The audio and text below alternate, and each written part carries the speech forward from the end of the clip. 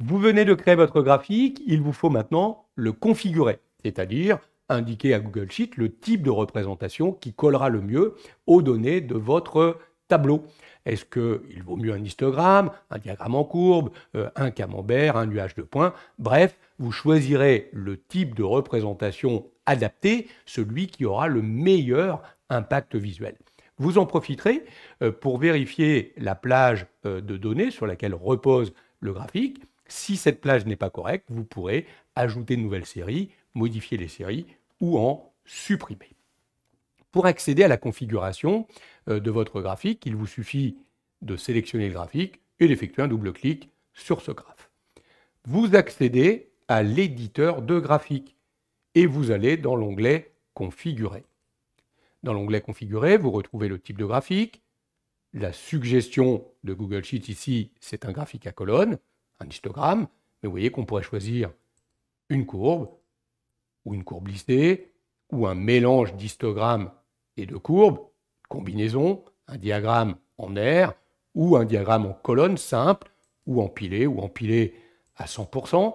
Vous pourriez choisir plutôt des barres ou des camemberts. Alors attention, si on choisit ici un graphique à secteur, un camembert à partir de plusieurs séries d'ordonnées, comme ça n'est pas possible évidemment de représenter un camembert avec plusieurs séries d'ordonnées, vous voyez Google Sheets a fusionné finalement les alcools, jus de fruits et gâteaux pour montrer les ventes totales. Donc attention de prendre un graphique qui colle aux données que vous voulez représenter. Par exemple ici, je ne vais pas construire un diagramme à bulles ou un nuage de points, pas vraiment de données statistiques, et non plus choisir une carte. Je ne vois pas quel type de carte géographique il pourrait construire. En tout cas, vous l'avez compris, il vous faudra sélectionner le type de représentation. Donc il y a les plus classiques, mais il y a également des diagrammes en radar, ou des diagrammes de type jauge, ou voilà, des choses sans doute moins utilisées, mais pourquoi pas, il y a tout ce qu'il faut ici. On va choisir dans un premier temps,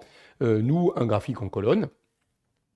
C'est celui qui est le mieux adapté là, par rapport aux données que l'on veut représenter. On va pouvoir remettre l'empilement. Donc si on ne l'a pas fait au-dessus, voyez, on va pouvoir dire qu'on fait un empilement standard des données ou un empilement à 100%. Moi, je vais rester en standard. Donc voilà pour le choix du type de représentation.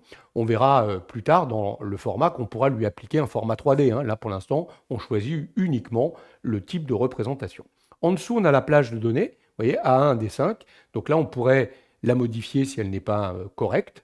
Dans l'axe des X, on voit bien qu'il a repris les cellules A1 à A5. Là encore, on pourrait les modifier. Vous voyez qu'à chaque fois, on peut supprimer ou même ajouter des libellés. Donc ça veut dire que là, regardez, il va ramener pour l'axe des X automatiquement les noms des personnes. Je vais supprimer ça.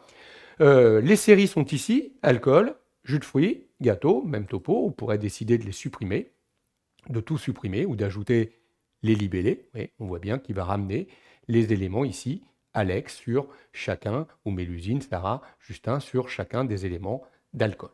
Moi, je n'en veux pas. Je veux ajouter une nouvelle série. Je vais cliquer ajouter une série et regardez, je vais pouvoir aller la chercher dans une autre feuille. Par exemple, j'ai ici des ventes de gâteaux sucrés. Je vais reprendre cette cellule gâteau sucré ainsi que B1 à B5. Je vais dire OK. Et regardez, il vient de m'ajouter automatiquement les gâteaux sucrés à mon graphique. Je peux intervertir les lignes et les colonnes. Comprenez par là les abscisses et les ordonnées. Vous voyez que j'avais les noms des vendeurs en abscisse et en série, j'avais les produits. En cliquant intervertir les lignes et les colonnes, il me montre maintenant en abscisse les noms des produits et en série, j'ai les noms des vendeurs. Moi, je vais rester avec les noms des vendeurs en bas.